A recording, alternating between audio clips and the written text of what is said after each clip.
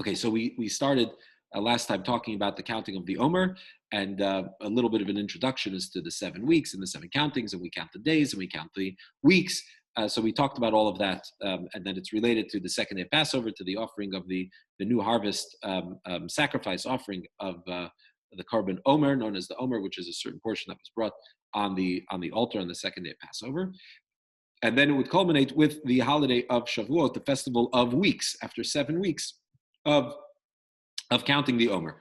Okay, so just to finish off the counting of the Omer, so we recite a blessing. It's a mitzvah. We mentioned that it's a mitzvah in the Torah to count, and that's why we said we count the days and we count the weeks, because in one place it says count 7 weeks, in another place it says count 50 days. We talked about all that. So and when are we supposed to count? Since it's supposed to be 7 full weeks, and since the day starts in the evening, so the time to count, if we want to get a full counting of the fullness of all 7 weeks, so we have to start right at the beginning of the day, which is at nightfall. So the mitzvah of counting the Omer begins at nightfall, and we obviously practically we do it. So we do it starting the second night of Passover. After the evening service, before your second Seder, we count the Omer for the first time, and then continue with that at the evening all the way through till the night before the holiday of Shavuot, the 50th day, which is the night of Shavuot. We obviously don't count; that gets counted by itself by God. Now, so that mitzvah is at night. So when we count at night, we make a blessing. If we forget to count at night, so we count the next morning, but without a blessing, since the optimal time to count is at night. What happens if you forget to count?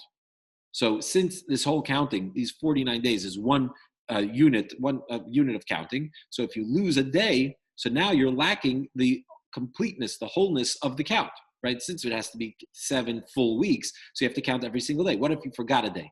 Forgot to count. So then we continue to count all subsequent days, but we don't make a blessing since we're lacking in the fullness of the mitzvah. Okay, now the counting of the Omer means that every night we say tonight is the first night, tonight is the second night, tonight is the third night, tonight is the 8th night, which is 1 week, right? The 9th night, 1 week and 1 day, and so on, because we're counting weeks and days.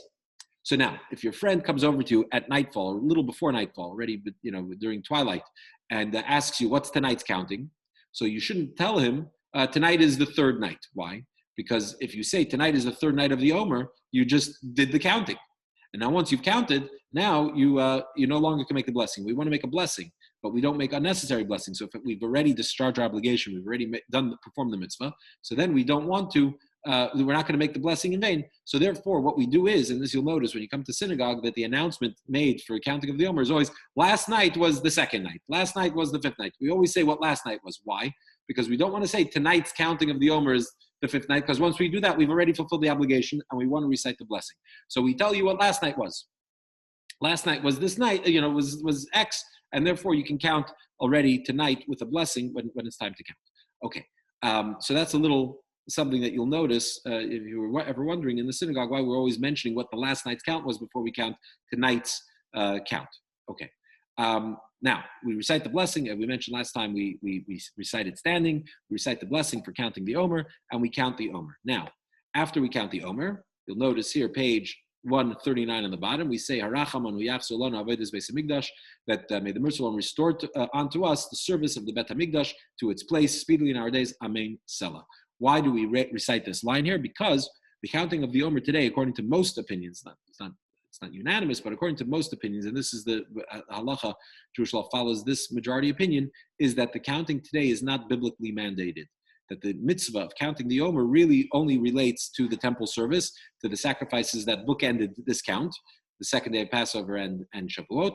And so outside of the temple, outside of temple times, counting the Omer is not biblically mandated. It's not a mitzvah today. It's a rabbinic injunction to count the Omer now as a remembrance, a memorial to temple times. And so since today's mitzvah of counting the Omer is not the full mitzvah, it's only a memorial. We're recalling and we're memorializing what went on during the temple times. So immediately after counting, we recite this prayer that God should restore the temple, and we should be able to go back to those times. Now, you'll notice that and the counting of the Omer, you'll see there are 3 more paragraphs. We have Lam Natseach here, right, for the choir master. We've got Ana B'choach, and then Ribono Shalolam, these paragraphs on page 140, and you'll go back, you'll notice on all these days of the counting, you'll see that, let's go back to the first day already, might as well from the beginning, you'll notice under the, opposite the counting number, you've got a letter of the Hebrew alphabet, you've got, on the bottom right, you've got 2 words, And then on the bottom left, you've got another two words in Hebrew. So what is the significance of that? We will talk about, God willing, in the next installment.